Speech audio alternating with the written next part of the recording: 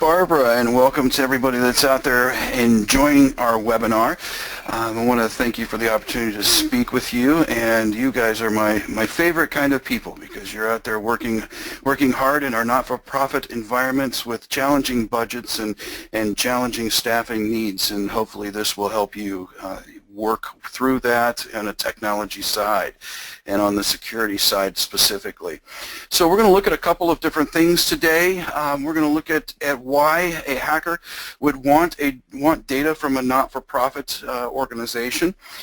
We're going to look at how to protect your organization from a couple of different perspectives. We're probably going to have some terms introduced to you that you may or may not have heard of before. We're going to try and explain those, and if for some reason something's not clear, definitely submit a question to us, and at the end we'll make that very clear what those terms are. So two of those terms that we're going to address right off are PCI Compliance and DDoS protection, or distributed denial of service protection. We're also going to look at what's called two-factor authentication, disaster recovery, and we're going to take a brief look at the comparisons, if you will, of in-house IT services versus using a cloud service external cost type of scenario like Edge and C systems. So let's jump right in and take a look at exactly what could affect you as a not-for-profit, and take a look at the security landscape out there. I think we've all seen in the news over the past couple of years, especially since the Target attack back in 2013, 2014 timeframe, that there's been an influx of cyber threats that are targeting all kinds of industries. Last year we saw massive attacks against our healthcare industries and against our federal government entity as well, where millions upon millions of people's important data was stolen and taken by both general hackers as well as what we call advanced persistent threats, or nation-state type of attackers. Cyber hackers are finding it more viable to attack these larger organizations and attack an organization as a whole instead of attacking your individual computers at home.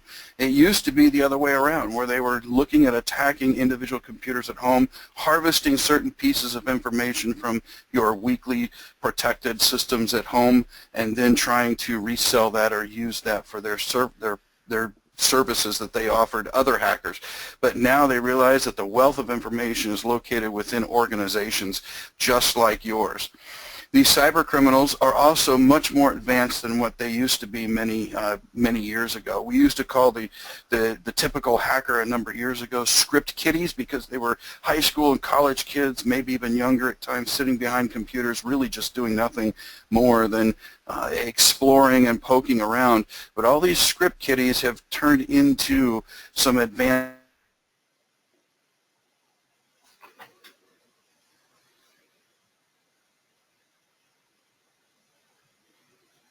organizations like yours and ours, and so those toolkits make it much easier for even the unknowledgeable generation today to attack and hack into our systems. And then the fact that valuable information is not just financial anymore. It is everything from healthcare information right down to how often a person may visit or donate their time and effort to a not-for-profit organization. So valuable information isn't just a bank account number, but it can be a pattern of behavior or a pattern of activity that an individual follows or leads themselves down.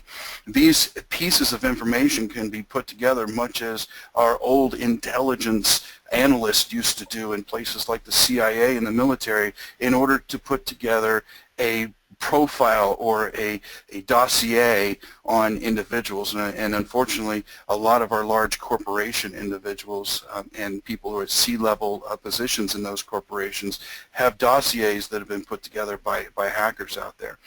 So it's important for you as a not-for-profit or any organization, whether it's a 2-person shop or a 500-person or even a 5,000-person type of environment, to have a security methodology or a security definition within your organization. And there's a number of different kinds of methodologies out there that one can follow. One that I recommend you take a look at is called NIST 800-53 Revision 4, which is the methodology that the federal government uses to protect their environment. But regardless of what methodology you use, the best defense is what we call a multi-layered defense. And that's where you put multiple pieces of security controls in place in order to protect your environment. Let's take a look at a couple of myths that are out there. One being that the not-for-profit website doesn't store any financial information, so you're okay, you're not going to be hacked. Well, I think we talked about that just a moment ago, that the cyber criminals are putting together dossiers, and they're putting together different kinds of information in order to potentially attack other organizations or individuals. So the pieces of information that may be on your website, that sometimes you may not even know about it, including board member names, for example, and their resumes, are things that do need to be protected. There are things that you need to think about exactly what kind of information, how much information you put out there. It's not just the financial data that they're after. Another myth is that your current website designer or the developer is making sure that the website is safe. Some of those website designers absolutely are doing what they can to make sure that they're safe. But again, taking into the account multi-layered approach, having more than one set of eyes looking onto your website allows you to have that layered security approach and that multiple thought processes, multiple people's brains, if you will, involved in what really should be secure. Because your website designers are going to specifically look at the code. The application code that's there, but you may have to have somebody take a look at the servers for the operating system, and somebody to actually look at the content that's put out there as well. So not just your website designers need to be involved in making sure your sites are safe. Another myth is that the non-for-profit is small and hackers will want to attack larger organizations. You know, there's some truth to that, but it depends on the size of your not-for-profit organization and what kind of information and what kind of business that you're in. But regardless of the size, you've got some data out there that's valuable to a hacker. If you're an economic development partnership, they're going to want to know what kind of businesses that you're trying to attract to your community. If you're a small healthcare entity, they may be looking at what kinds of healthcare data that you're collecting from your organizations. Even a small rural 2-person Chamber of Commerce will probably have a list of businesses and people that are in the area that are influential, and that's important information for a hacker.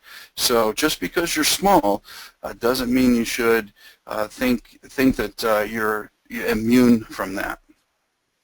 So one of the terms that we're going to deal with today is PCI Compliance. It may be something you've heard of because PCI has been in the news. PCI stands for the payment card industry, and it's a conglomeration of all of your payment card people, your Visa, MasterCard, American Express, and so on and so forth, that have come together a number of years ago to form their own internal regulatory environment. They were threatened with governmental regulatory environment, so they came together and they've done it themselves.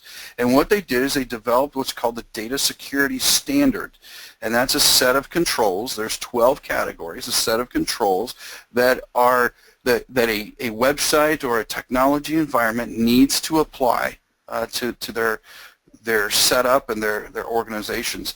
And it is certain that all the companies that in some way, shape, or form collect or utilize credit card data need to comply in some fashion with these standards that are put out there.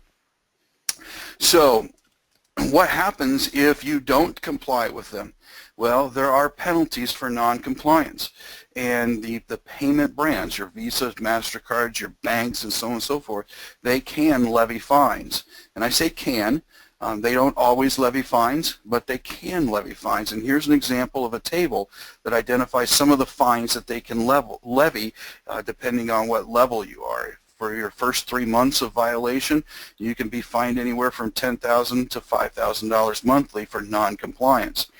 Even if you are compliant with PCI and you have a breach of data, in other words, a breach being an actual theft of data or a known violation where an unauthorized user gained access to that data, then there's specific fines for that that could be upwards of $50 to $100 per credit card, individual credit card data that has been stolen. So they can levy fines through PCI.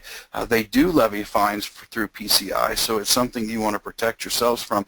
Most non-for-profits can't afford the $10,000 a month for the first couple of months to pay for these fines.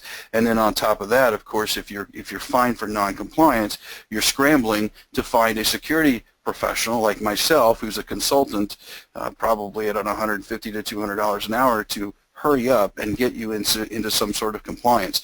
So a proactive approach of getting into compliance is something that you would be better off with. So PCI compliance. How do you become PCI compliant? Well, the PCI offers you a series of what they call SAQs, or self-assessment questionnaires, that you can take and determine exactly where you stand in the process of PCI compliance. But in general, what those SAQs and the data security standards are trying to convey to you is that they want you to minimize the attack surface of your credit card footprint. In other words, they want you to limit the number of places that credit card data may exist within your environment. So don't store the data if you don't have to. If you can pass it through, if you will, to another more compliant outsource type of company that will process the credit cards for you, that's something that you should consider.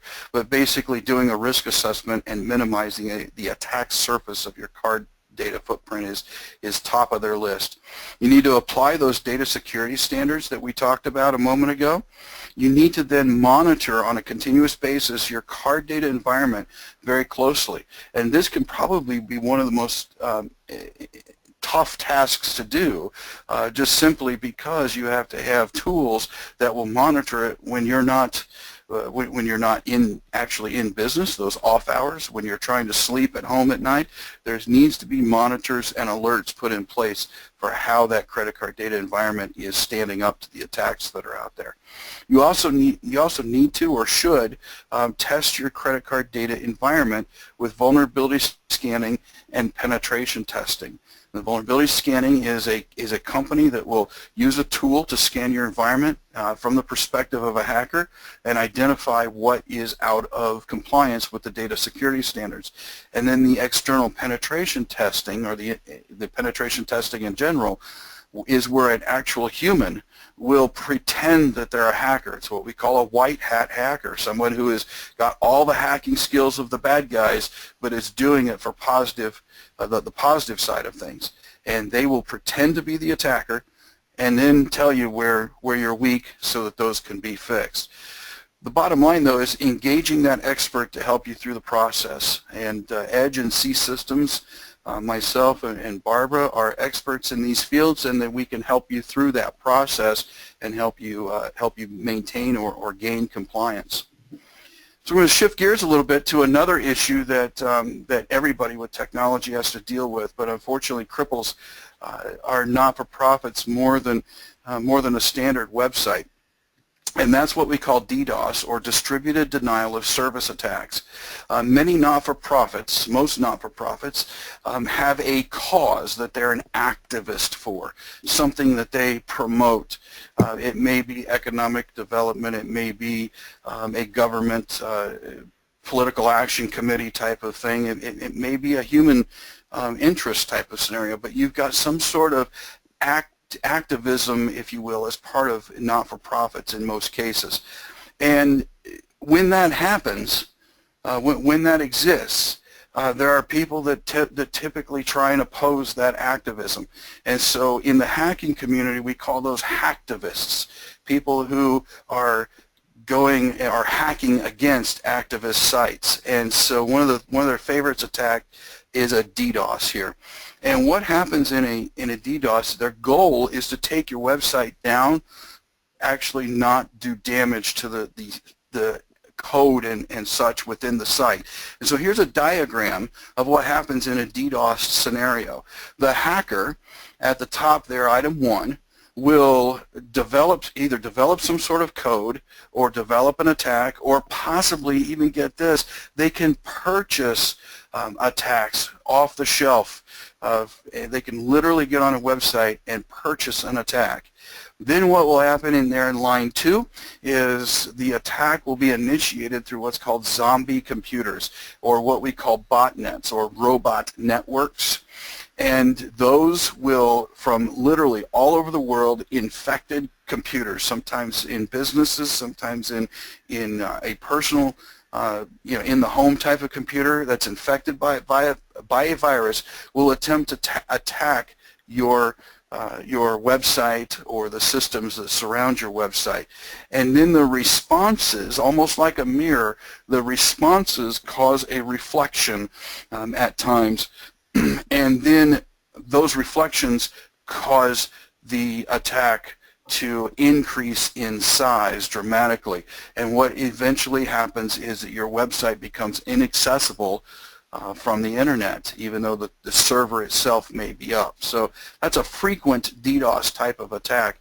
Now, what we can do to help you protect against that is we have a product, a couple of different products that we offer here at Edge, but one in particular called Cloudflare that will actually scan the type of traffic that's coming in, identify whether it's a DDoS type of scenario, and block it if it's deemed to be bad. So that will allow they're identified in the green, that will allow your legitimate user to pass through and actually reach your website, whereas the attacker's traffic will fail to reach your website.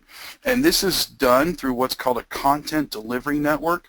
Content delivery networks will replicate your website out to geographically disparate areas, represented here by the networks in North America, Europe, and Asia, and so on and so forth.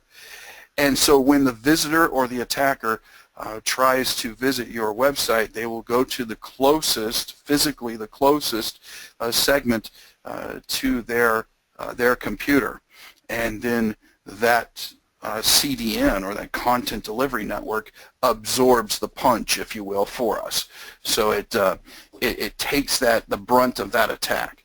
In most cases, this will address the DDoS. In the very, very large cases, it's possible that it could get through, but we have other measures in place as well, such as our intrusion protection and detection system that will allow for the absorption of even more of that. So one of the other things you can do to protect your environment is what we call two-factor authentication. And two-factor authentication is, lots of times right now you log into a website or you log into your computer with your username and password. Well, two-factor authentication applies a second password, if you will. It's what we call a one-time pad or a one-time password. It's usually a series of numbers that are provided to you through a push to your telephone, your cellular phone, and once you punch in those numbers, it authenticates that you are actually the one that entered your username and password on the other side. What this does is it makes it harder for the cyber criminals out there to actually use your user ID and password. So if your user ID and password has been compromised for whatever reason, or they guess what your password is, by having this second factor authentication on there, it will fail to authenticate the bad guys if they don't have this two-factor authentication, of which only you should be able to have. So it's definitely more secure than the username and password, and lots of companies are moving towards this scenario right now. Mark, and we have yes, an interesting question that's popped up. Okay. Would you be able to address how two-factor authentication works with INIS? Well, absolutely. So Two-factor authentication can work with any type of application or server. And what we would do is we would work with your development teams to apply what's called an API or an interface between our two-factor authentication system and IMAS or the server that IMAS sits on. And it would allow the use of two-factor authentication. So moving forward to the diagram here, if we were to use IMAS as the example, the user down there in the bottom left that's gray would enter their username and password, and then IMAS would authenticate that username and password scenario, but it would also pass it off to our two-factor authentication proxy, and then require that numeric password, if you will, that one-time password from Duo before you could actually get into the server or get into the data itself. So hopefully that explains it there. There is some development work that would need to happen in order to make that work, but it's generally a pretty easy process because most applications these days and servers are acknowledging that two-factor authentication is necessary. All right, so let's make sure I covered everything on two-factor authentication for you. Yeah, we did. So I guess it's worth saying it doesn't require you to have a cell phone or an application on a smartphone. You can use a base, the old-fashioned telephone, if you will, where the system, the authentication proxy, will call you at that phone and read off a series of numbers for you. So there's not a limiting factor from that perspective of having that smartphone with two-factor authentication. All right, let's switch gears again a little bit to disaster recovery. If you've been attacked, if your website's been taken down and you've had a compromise going on, one of the things you want to do is you want to get back up and running as fast as you can.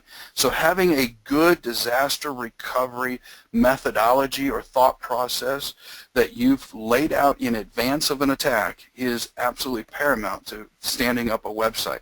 And again, that's something that C-Systems and Edge can help you do.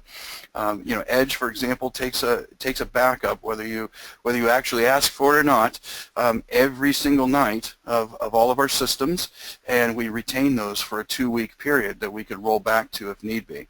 But so in order to put together a proper disaster recovery program, there's 2 things that you need to really take into account, and they're demonstrated here on this screen. One's called an RPO, and one's called an RTO.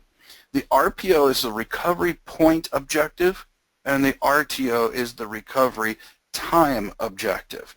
One is looking in the rear, and the other one is looking forward. So your RPO is asking you the question, how much time can you be down?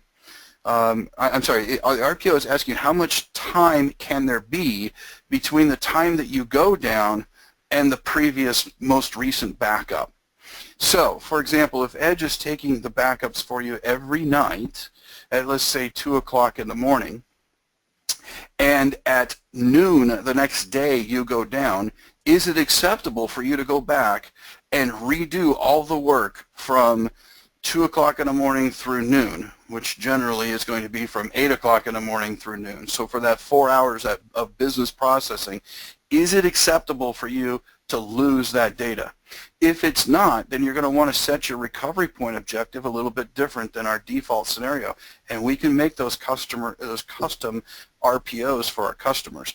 You may not be able to go more than an hour of having to redo your work. So your RPO would be 1 hour. Maybe 24 hours is just fine. So your RPO would be 24 hours. You redo the work for 24 hours. Now I know most accounting firms are not-for-profits, but are not-for-profits, but maybe this example will help. We have some accounting firms that say during the period of January 1 through April 15th of every year, their RPO is 1 hour. And that's because it's tax season. They can't go back and redo 4, 5, 6 hours worth of work. So they say it's 1 hour. In fact, we even have some that are saying 30 minutes of an RPO. So they take more frequent backups. But from April 16th through December 31st of the year, their RPO is 24 hours. They're not as busy during that time frame. So that's something that you need to do a risk assessment, if you will, and consider within your organization of what RPO you need for your organization. Now the RTO, or the recovery time objective, is saying how long will it take me to get back online if a total disaster strikes. Is it okay if it's 4 hours? Is it okay if it's 2 hours or 1 hour? You need to define that for yourself. How long can your systems be down and inoperable before you start feeling serious pain? You know, for a for-profit organization, lots of times that pain is felt within minutes. For a not-for-profit organization, it varies. You know, sometimes, you know, with a financial institution that's not-for-profit, they're going to feel the pain within minutes. But maybe an educational institution, for example, they aren't going to feel the pain for a 4-hour or a 6-hour period before they need to be back online. So that is something that you have to ask and do a risk assessment internally as well. And whenever you do that RTO, you need to take into account the fact that you have to restore from that RPO point. So you have to take into account how much time you've allowed for the recovery of the data from backup systems, and then the re-entry of all the data after that recovery has been made before you'll actually be online. So again, this is an area where Edge can help and offer some consultation, and so can C-Systems, and set those RPOs and RTOs that are good for your organization. So as part of your disaster recovery strategy, you need to also think about whether you want a cold, warm, or hot site. And you're probably going, oh boy, more terms I've got to figure out. Well, let's boil these down, no pun intended, towards the hot side of things, to what they are. Your cold site is simply a way for you to recover everything that you've been doing, but nothing is ready to go. So there's no server sitting there, and there's no computers sitting in your office, for example. You would have to go out and purchase all those, or find the server to stand up and get ready. Edge offers that cold site type of scenario. The next option is what we call a warm site, or a preventative scenario, and that allows you to have certain pieces of your environment pre-installed and ready to go, but the computer may be turned off, or it may be sitting in a dormant stasis, if you will. May frankly even be on the shelf, and all we have to do is pull it off, plug it in, and get going. But that warm site is in a semi-preventative state. So you may have the computer ready, you may have the operating system already installed, you may have the security controls configured, and even a base install of your application on there, but no data. Now on the hot site, you take all of that I just said underneath the warm site, and you say, hey, we're going to absolutely replicate everything that we're doing in our production environment over to identical systems in a separate location, and so we call that proactive.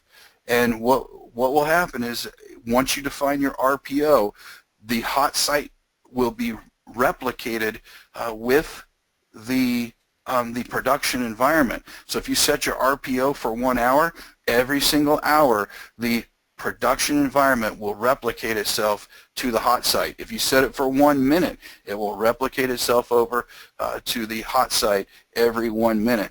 And so that allows you to reduce the RTO quite significantly. Now, as you may suspect, moving from cold, warm to hot it can be an expensive adventure, but again, that's something that Edge can consult with you on, can help you determine exactly what your tolerances are within your organization, and help you define which one of these is best for you.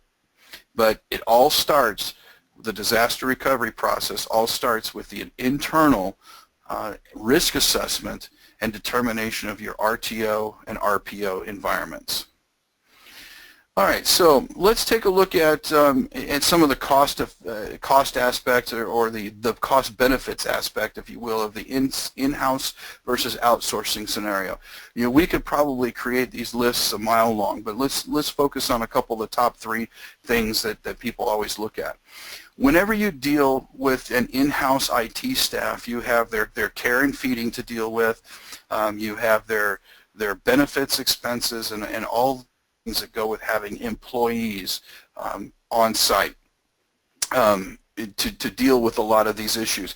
You have to deal with the fact that they need to have some off time, and so in many cases you would have to duplicate, have two staff members instead of one, or some sort of scenario so that the 24/7 work environment can be monitored and maintained. On the flip side of that, if you were to come over to Edge and C systems, a lot of that stuff is taken care of, and we can do it at a fixed cost that's typically cheaper than you having your own on-site IT staff, or frankly even some of the consulting rates, depending on where you are in the country or frankly in the world. IT consulting rates can be anywhere from $150 to $250 an hour for somebody to just come in and set up a server. The area where I live, it's a little bit more rural, and the rates are generally a little bit lower than an urban environment, and running in between $80 and $100 an hour, even for a not-for-profit type of environment, to have a consultant IT staff. And so from that perspective, working with C systems and working with Edge is a fixed cost and a cheaper scenario than hiring your own IT staff or hiring consultants to come in and do that IT work for you.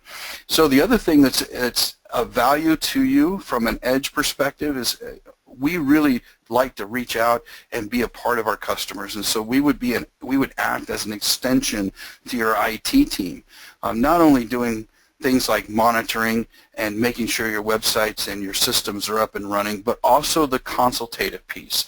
If from a security perspective, as I'm the Chief Information Security Officer, we run scans of our environment all the time, and whenever I find an environment that isn't quite up to snuff, I will personally reach out and talk to my counterpart or the proper person within your organization and say, hey, here's the situation that we found during the scan. We're not just going to dump it on your lap and leave it there for you like that and notify you, but we're also going to make recommendations and say, here's how you can fix that, and here's how that can be altered. And depending on exactly where the vulnerability or where the issue arises, Edge may be able to even fix that for you. The part that we don't dive into is the actual code on your application, but on the server, the operating system, and the configurations of those, we can certainly help you there. And our motto is that you get to stay up and sleep more, and what that means is you get to stay up and enjoy your family, and you get to stay up and enjoy your life in general, and be able to sleep more without having to worry about those phone calls coming in the middle of the night or at 6 o'clock in the morning from your IT team saying, hey, we've been hacked and we've got a mess to deal with in the morning. Instead, Edge is taking care of that for you and working through our own incident response plans in order to help protect your environment. So it's definitely worth, I think, each one of you probably sitting down with Barbara and her team over there at C Systems and working with Edge and seeing about getting a quote for our services and seeing if you can actually determine whether it's cheaper and the best method for you or not. So one of the things that we offer in that is we offer these website protections. So we have these internal discussions about what your plan is. This is the consultative piece. We walk through and work with you on those kinds of things, and try and develop a plan for you that fits best. So these are the protections that we like to apply to most of the websites, if not all the websites that we host. The two-factor authentication, the PCI compliant, or some other type of compliant that may fit your environment better. If you're a healthcare environment, you might want to do HIPAA, or if you're a federal government environment, you might want to do FedRAMP. But there's PCI is a good place to go for a baseline set of checks. We look at that DDoS protection and try and keep your website up and running and protected from that, but also the 24/7, 365 IT staff. So edge hosting, just a quick bit on Edge and C systems, so you can consider us on your next environment upgrades and purchases. We are a national provider of secure managed hosting, which means that we not only host that data, but it's like I talked about, we do it in a secure manner, and we do it with a consultative approach. And we're scalable, so if your organization grows over time, you can add servers very easily. You can build up. One of the things that we really like to tout at Edge is that we've got a 100% uptime guarantee. You can go see more about that on our website, but we do deliver that, and we invest in systems and people that allow us to deliver that 100% uptime guarantee. All of our systems are U.S. based. We have a data center in Phoenix, Arizona, and Baltimore, Maryland. So all of those are U.S. based, and we look at the security compliance within the PCI environment that we talked about. We also do an annual SSA E16 audit, which is a report that you can have that a third-party auditor has conducted against Edge to validate our security controls that are in place. And then we also can do the HIPAA environment for the healthcare scenario, and for our federal people, the FedRAMP environment. If you have another compliance environment, such as if you're in Canada and you have privacy concerns with PIPEDA, feel free to get a hold of us, and we can certainly talk to you about that. If you're a European Union member and you have some concerns about the various privacy laws and how Edge handles that. We are a safe harbor certified environment. However, I do realize that the European Court of Justice has dethroned, if you will, the safe harbor scenario, and also has recently voted down its replacement. So Edge is maintaining its safe harbor scenario and maintaining the stance that we will do so until the EU and the United States come up with a solution, and then we will work towards regaining certification under that new solution once they do. But right now, technically, there is no solution, so we fall back on what we've done in the past with safe harbor. And so if you're somewhere else and have a specific need for a privacy or security type of compliance, just let us know and we can talk through that. C Systems is a global provider that is in consulting and implementation, especially that IMIS system and other advanced solutions, and they can help you through this process. I'd recommend you get a hold of them and take a look at what they offer uniquely to each customer, and including their service and support that we partner with here at Edge and C Systems. So, Barbara, if you wanted to add anything else about C Systems, or we can address the questions that are out there, I'd be happy to do that. We actually have a number of questions, so I'm going to use our time to address questions. So let me just grab the list here. Okay, so let's start with this. Our organization doesn't have much extra income and we're looking to save money. What factors do I need to consider, and what price points might I be looking at if I wanted to go to external hosting? Yeah, okay, so there's a lot of factors that come into this. It's kind of like buying a car. You want to buy a car, but you got to think about all the pieces, all the bells and whistles and the tools and such that might go onto that. So one of the things I would recommend that you do as an organization first is sit and really define what it is that you want to accomplish by coming to an external provider like a C Systems or Edge hosting. And once you've kind of done your homework, if you will, communicate with Edge and C Systems, and then we can bring in our expertise and have a consultative period during that first initial conversation where we can more clearly help you define what it is you could possibly bring over. I mean, if you wanted to bring over your workstation environment and have remote workstations, or if you're just wanting to bring over your website. So defining internally what you want to do is probably the key factor in that scenario. And then we can work in a consultative approach to get you a cost-effective solution and even map out a possible transition over a period of years or months that would allow you to use your limited finances in the most cost-effective way. Okay, great. Thank you for that. That was, I think that was a great answer. I hope the person who asked the question thought that too. So, all right, my next question comes from another attendee here who says this whole PCI thing is very confusing and it's incredibly complicated. Is there some kind of step-by-step guide that you can refer us to that can tell me what I need to do?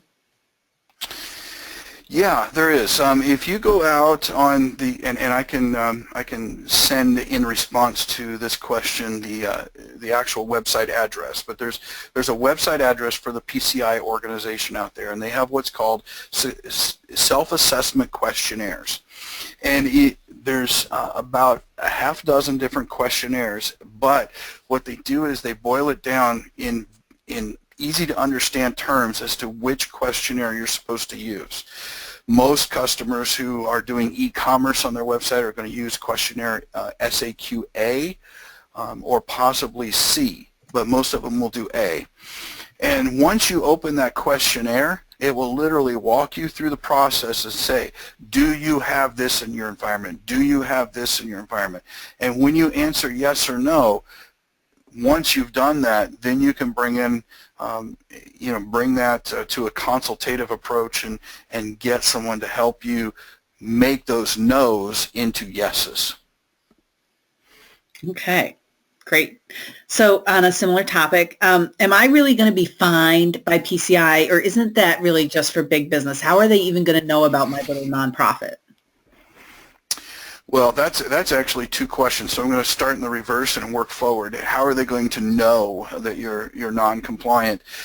Everybody that processes credit cards processes their credit cards through a larger organization, such as a bank or a credit card processor like Authorize.net.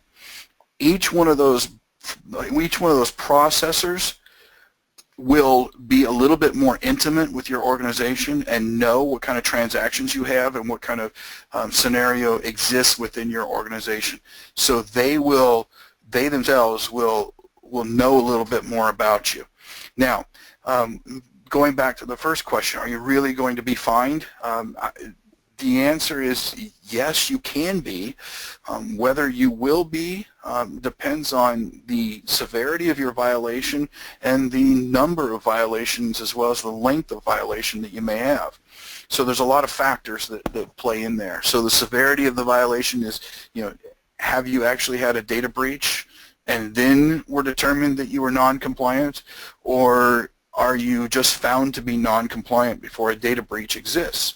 If you're found to be non-compliant as a result of a data breach, the first scenario, they're going to be much less lenient and much more fine-happy, if you will, in that type of scenario. They need to make examples out of people, unfortunately, or organizations, I should say, unfortunately, and that does happen.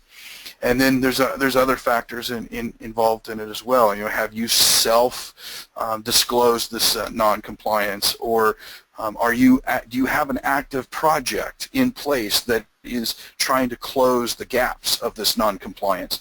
And they'll be much more lenient and much less fine-happy or much less interested in fining you if you have these projects already ongoing and in place to address the compliance scenarios. And really what that kind of boils down to is, do you know you're not in compliance, or are you just oblivious to the fact that you're not in compliance? And those that are oblivious to the fact that they're not in compliance are the ones that are going to get fined a little faster than those that know they're not and are working towards it. All right, so the takeaway there, folks, is to don't think you're going to be able to fly under the radar and ignore that one. So. Exactly. All right, so the next question is, how do I figure out what my RPO and RTO need to be? Well, we kind of went over that a little bit in the session, but it's going to come down to a risk assessment within your organization, and you simply asking, at least from the RPO perspective, remember the recovery point objective, looking in the rear, how far back can I go without having to redo the work? So that's really the question you need to ask yourself. If I've done 4 hours worth of work, am I willing to redo 4 hours worth of work? Or is it 8 hours worth of work that I'm willing to redo? Is my volume enough that requires me to have a shorter backup schedule, if you will, than not? So it all comes down to that internal discussion amongst yourself, your key leaders within your organization. How much time, how much work are we willing to redo? And once you figure that out, then it's much easier to identify your RPO and your resulting RTO. Okay. All right. So the next question is about disaster recovery. The attendee asks, do I need to specify whether I want a cold, warm, or hot site for disaster recovery? And is a hot site the same as a dark site? Okay, great question. So you do not need to specify if you want a cold site. That is, at least at edge systems, edge hosting and C systems, that's a default scenario. If you want to go to a warm scenario or a hot scenario, we will need to have some discussions on that and determine which one is best for you and how much financially that will cost you and you want to put into that. So the question then was, did you say the hot site the same as a dark site or warm site? Question. Okay, so a hot site and dark site are, the dark site's not a typical term that's used, but it is synonymous with probably more a warm site than a hot site in what I've heard in the past. Your dark site is typically the warm site where you have the systems available, they're configured, but they're powered down, possibly even sitting on a shelf somewhere. Your warm site would be what we call a lit up site or a light site. It's there, it's ready to go. All you have to do is say, to Edge, transition my site over to, my active site over to the other side. So the dark site's more of a warm site scenario in my experiences. Okay. The next question, and we're getting down the list, promise, says, my company has a minimal security plan, really just a firewall. What do we do next to figure out a plan, and what's the most important step for us to focus on? Yeah, that's a great question. So again, I'm going to reverse this. The most important step for you to do is to decide what kind of methodology that you want to follow. And there's a free methodology out there that you can follow. It's called NIST 800-53 Revision 4. You can go on to the National Institutes of Science and Technology, which is a government organization's website, and look up that number, and you can actually download a document that ends up being about 400 to 500 400 to 500 security points, if you will, that you can choose to accept into your environment or not. You don't have to accept all 400 or 500 of them. You can go down the list. They've listed them there, and you get to choose which ones you want in your environment. So accepting that methodology is the first thing that you should do. Beyond that, it's probably a good idea to have some, if you don't have any IT expertise or any security expertise within your organization, it's probably a good idea to take a look at a consultant for a short period of time that specializes in not-for-profits and specializes in listening and applying what I call common sense security controls, because lots of times we can go overboard. I'll admit, people in my field sometimes go overboard on these security controls. So you find a consultant that can do that common sense security approach, and they can help you through the process of applying those security controls internally. Once that's done, then you can start applying the controls to your external systems as well, the ones that might be at edge or C systems, and move them out to the end, the edge pieces, if you will. Okay. All right, and now I have one final question, unless anyone else from the audience wants to throw one out here quickly at the end. This says, if my organization is the subject of a DDoS attack, how long can I expect to be down before I can get my website and so on back up? Great question. And unfortunately, the best answer I can give you is as long as the hacker wants you to be down. DDoSs are completely controlled on external to the environment in which they're being attacked. And because the attacks are literally coming from these botnets, these robot networks that are throughout the world, and they could be going on for an extended period of time. Now, that's the academic answer, if you will. The reality answer is that most DDoS attacks last 2 minutes or less. There are some attacks that have been known to go on for days, but you know, again, when you're working with a company like C-Systems and Edge, where we have higher end, large enterprise type of systems that are designed to protect against these type of things, those that go on for days may not have much impact upon you at all, because they're going on and we're, you know, shunting them out to what we call a black hole. And so you just keep on going. But most attacks will only last a couple of minutes. Well, that's good news. So if there's no other questions, I'm going to thank everyone very kindly for their time today to attend this wonderful and very informative webinar. And if you have other questions, you have ideas for additional webinars, you have feedback you'd like to offer us, please email marketing@csystemsglobal.com, and we appreciate your attendance. Mark, is there anything you'd like to close with? Well, I'd just like to thank everybody for coming and listening to me, your interactive questions that you provided. And as Barbara said, if there's anything that you want to get a hold of us to clarify or to dig deeper into, feel free to email that email address, and I will be happy to get back with you. All right. Thanks, everyone. I'm going to end the webinar now, and you know how to reach us if you're looking for us. Thanks so much.